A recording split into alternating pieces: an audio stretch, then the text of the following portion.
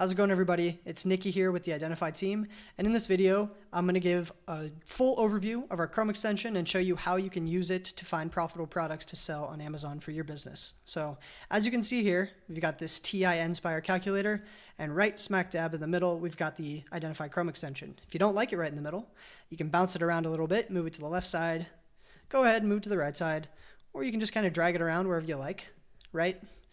I don't like to do that. I like to keep it right smack dab in the middle, so that's what we're going to do.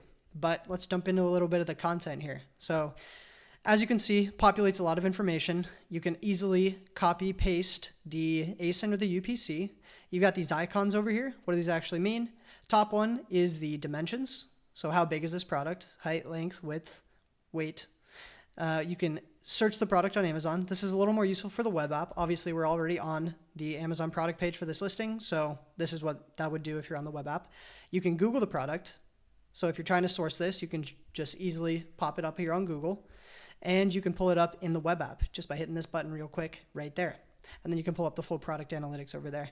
But as you can see, we also have red and green flags. So on this listing specifically, we just have red flags. There's an IP complaint history, and there's the fact that Amazon sells this product. So maybe you don't want to compete with Amazon. We easily flag that for you. Additionally, quick info, we give you your eligibility. Are you ungated or not? We give you the sales rank. We give you the monthly sold, and we tell you if it's a multi-pack. Then, if you want to calculate your profitability, let's just, for the example's sake, say we can buy these for $90. Then we'd be making good money. We see both of these are green. That's because it's above my minimum ROI and my minimum total dollar profit that I outlined on the web app in my settings, my buyer inputs, or my user inputs, I should say. We can flip back and forth between the different fee structures for FBA and FBM and just see how that changes down here. So this is FBM. We see that it calculates a shipping cost right here based on the inputs, again, in my user input section. But I like to do FBA. Let's keep it on there and scroll down a little further. This just gives a full overview of a profit calculation. It takes into account all the fees that Amazon's going to charge you. If you are going to send this in FBA and you expect to have it stored for a little bit, this can show you, based on how many months you plan on storing it, just how it's going to impact your profit. Typically, it doesn't impact it very much, right? It looks like 15 cents per month or so that it's changing. So just one thing to note, you can easily input miscellaneous fee in a flat dollar amount or a percentage. Sales tax could be your percentage. Prep cost could be your miscellaneous fee. You can very easily update the sale price if you want to here and just switch it, or your cost price, and see how that adjusts. Then if you're going to do maybe an order of 10 units, you can see how that impacts your overall profitability on a dollar basis. Then something that's important is the inbound placement fee. This is something that was recently introduced, giving a lot of sellers a lot of headaches. So we start by calculating based on your maximum, or based on the maximum cost that Amazon would charge you to send your products in. And then you can adjust. If you want to just do partial shipment splits, you can see the cost there. And if you want to do optimized shipment splits, you can see what it's going to cost you there. Typically, when you're on optimized, your shipping cost is going to go up. And when you're on partial, it's going to be in the middle. And when you're on max, it's going to be the most expensive.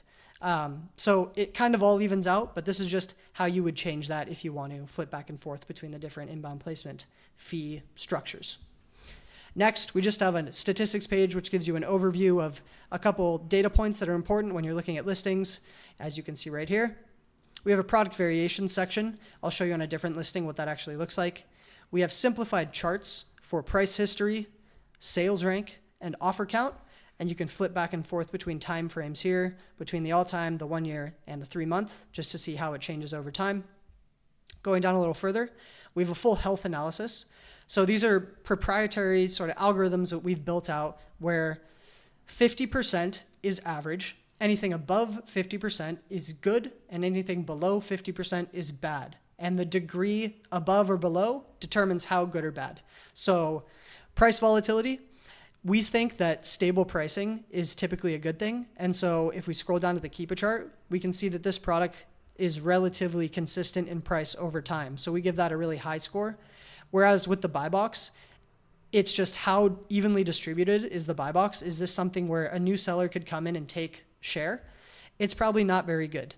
So as we can see within the buy box distribution, we see it's 2 sellers for the most part just dominating this listing, which is why we don't rate this very good. Next, we just have an offers overview. So this is just a full table of all the offers that are on this listing. Obviously, we have some massive sellers. So it could be an indication that if you're a new seller with only a few reviews, might not be the wisest move to come on and try and compete with the super high review count sellers. And then we have an export section. So if I click this, it would send the product details, all the relevant details over to an Excel spreadsheet that I have set up. And that is everything on the Chrome extension. If we pop over to this other listing real quick, I guess one last thing before we go over there is if you want to add this product to your favorites list, all you do is hit that button and you're good. It's added. Then if you want to remove it, boom, get rid of it. So if we pop over to this other listing, and also we've got this nice bookmarks bar. You can jump anywhere on the extension with the click of a button super easily. You don't have to scroll up and down searching for stuff. What we're going to do is go into the product variations section. And what you can see here is you have all the product variations of this listing displayed nicely here, concisely and sortable. So really, really powerful when trying to find products that you can sell profitably. You can sort by monthly sold, so what is selling the most, and you can sort by price, what is selling for the highest amount.